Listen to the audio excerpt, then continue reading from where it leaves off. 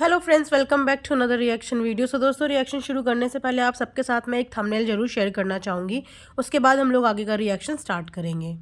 दोस्तों, ये है वो एक थंबनेल जो एक बहुत ही रेपुटेटेड चैनल ने अपने वीडियो के ऊपर लगाया है। और इसको देखने के बाद अब आप लोग बताइए कि आप क्या कहना चाहेंगे। तो क्या मैडम अपने बच्चे को इतने दिनों से मीडिया के आगे जो परोस रही थी, बार बार दिखा रही थी, इस दिन के लिए दिखा रही थी? कौन है वो ट्रॉलर जो ऐसे ऐसे वर्ड्स इस्तेमाल करते हैं? ये ट्रॉलर्स तो डे वन से ये वर्ड इस्तेमाल करते हैं, लेकिन हर बंदे ने इसके लिए आवाज़ उठाई थी कि बच्चों को कुछ नहीं बोलना चाहिए। और किसी की भी हिम्मत नहीं हुई इस तरीके के वाहियात थंबनेल्स बनाने की या वाहियात चीज़ें लिखने की और बोलने की। लेकिन मैडम की मेहरबानी, क्योंकि मैडम को ना इज्जत रास नहीं आ रही थी, मैडम को लोगों का प्यार रास नहीं आ रहा था उनके बच्चे के लिए।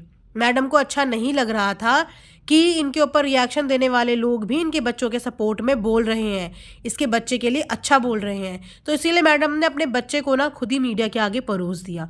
और मीडिया की तो हमेशा से आदत ही होती है दूसरों के कंधों पे बंदूक रख के अपना उल्लू सीधा करने। लेकिन मुझे ये थंबनेल देख के लिटरली इतना बुरा लगा कि मैं क्या बोलूँ। सेम इंसिडेंट अभी थोड़े दिन पहले सपना ने भी यही बात की थी कि उसका भी कोई एक फ़ैन पेज था, जो फ़ैन पेज के नाम पे उसके इतने वाहियात थंबनेल्स बनाता था, इतने वाहियात टाइटल्स लगाता था, और उसके बाद वो बोलता था कि मैं फ़ैन बेस हूँ। अब इतना गंदा थंबनेल के लिए ज़िम्मेदार कौन है? मैडम ही ज़िम्मेदार है ना, क्योंकि मैडम को बहुत शौक था मीडिया के आगे आने का।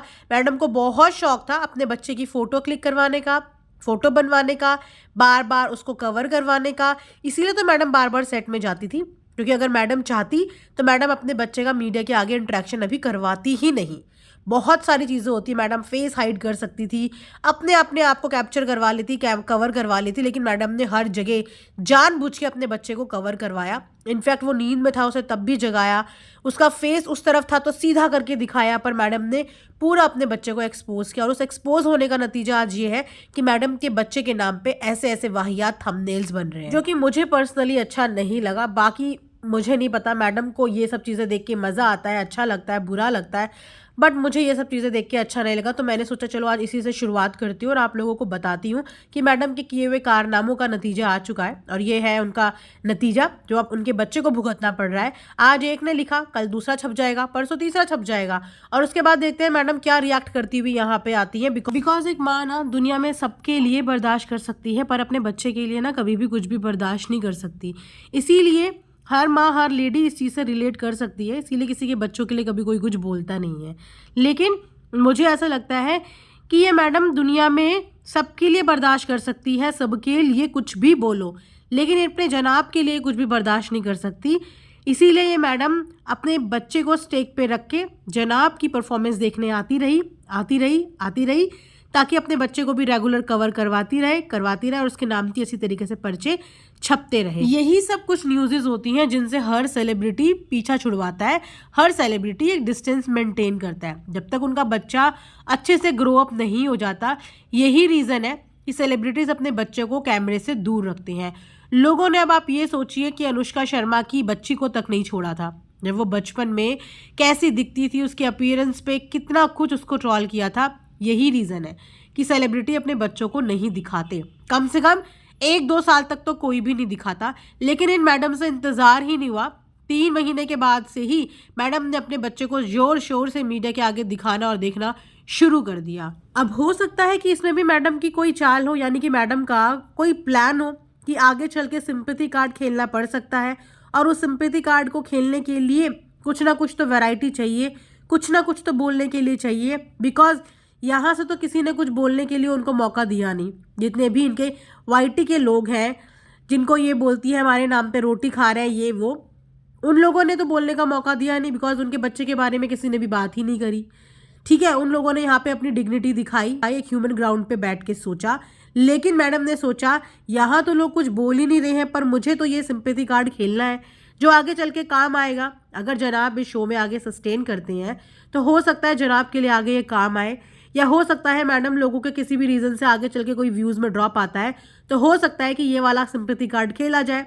अब कैसे खेला जाए, बिकॉज यहाँ तो किसी ने कुछ बोला ही नहीं, तो मैडम ने ले लिया मीडिया का सहारा कि अब मैं वहाँ की चीज़ों को उठा के बोलूँगी कि हाँ, मेरे बच्चे को ऐसा बोला, मेरे बच्चे को वैसा बोला, तुम लोग कैसे लोग हो, बददुआएं दूंगी, ये करूंगी वो करूंगी। तो मैडम का ये प्री प्लान है आगे के स्टेप के लिए, अपने बच्चे का यूज़ करके, मतलब अपने ऊपर लगे हुए दाग तो मैडम ने ऐसे प्राइवेट रखे कि उन चीज़ों के बारे में ना कभी बताया, ना कभी कुछ रिवील किया। लेकिन अपने बच्चे को मैडम कुछ महीने भी प्राइवेट नहीं रख पाई। व्लॉग में तो आप वैसे भी दुनिया को अपना बेबी दिखा ही रही थी, उससे आपका पेट नहीं भर रहा था, उसके आपको अच्छा नहीं लग रहा था, उससे आपका मन नहीं लग रहा था कि आपने वाइटी फैमिली को तो दिखा ही दिया था, तो क्या ज़रूरत थी उसको मीडिया के आगे दिखाने की। एक्चुअली क्या है ना कि अपनी सिंपैथी वाली हालत दिखा दिखा के मैडम ने अच्छी खासी ऑडियंस अपनी बना ली है, अपना एक फ़ैन बेस बना लिया है जो उनकी उस हालत पे सिंपैथी भी दिखाता है और कनेक्ट भी करता है। अब वही सिंपैथी कार्ड के ज़रिए ये अपने बच्चे से भी लोगों को कनेक्ट करवाना चाह रही है, मतलब उसकी ओरिजिनलिटी कहीं ना कहीं गुम करके अपनी फेक क्रिएट करी हुई इमेज से उसको आगे लेके आना चाहती है। तो अगर ये मैडम का फंडा है तो ये सच में कि एक तरफ तो आप लोग 5 BHK मकान के मालिक बनते हो, दूसरी तरफ आप ब्रांडेड चीज़ों के मालिक बनते हो, तीसरी तरफ आप अपनी ऐसी दयनीय हालत दिखाते हो, चौथा आप अपने बच्चे को अब सिंपैथी कार्ड प्ले करने के लिए यूज़ कर चुके हो। तो क्या फ़ैन कमाने का मतलब सिर्फ सिंपैथी से ही फ़ैन कमाए जाते हैं? क्या अपनी चीज़ों से लोगों को इंस्पायर करके फ़ैन नहीं कमाए जाते? बिकॉज हर व्लॉग में, हर चीज़ में मैडम ने जो भी फ़ैन बेस अपना बनाया है वो सिंपैथी के ज़रिए ही बनाया है। चाहे वो सिंपैथी मैडम ने अपनी लाइफ का डार्क सीक्रेट के नाम पे बताई हो, अपना बार बार पास हिस्ट्री के नाम पे बनाई हो, उसके बाद अपनी एक्स मैरिज को लेके बनाई, उसके बाद अब अपनी जो ये हालत बना दी मैडम ने, अब इससे वो सिंपैथी कमा रही है, और अब अपने बच्चे के नाम पे ऐसे पर्चे छपवा के अब उससे सिंपैथी कमा रही है। तो सिर्फ और सिर्फ this family is all about playing sympathy card, but this is sad कि this time they are playing with their own child. So यहीं पे रिएक्शन एंड करती हूँ। आप लोग कमेंट सेक्शन में ज़रूर बताना कि what do you think about this scenario and the things which are going on? Do you really think so कि madam is doing really great job by exposing their child in front of the media and in front of the people who are doing this kind of scrap? So यहीं पे reaction and करते हैं। I hope आप लोगों को पसंद आया होगा। लाइक शेयर एंड सब्सक्राइब ज़रूर करें। Don't forget to comment because again your comments really matters to me. इसी के ज़रिए we exchange the thoughts. Thanks for watching Earth Mom Dehradun.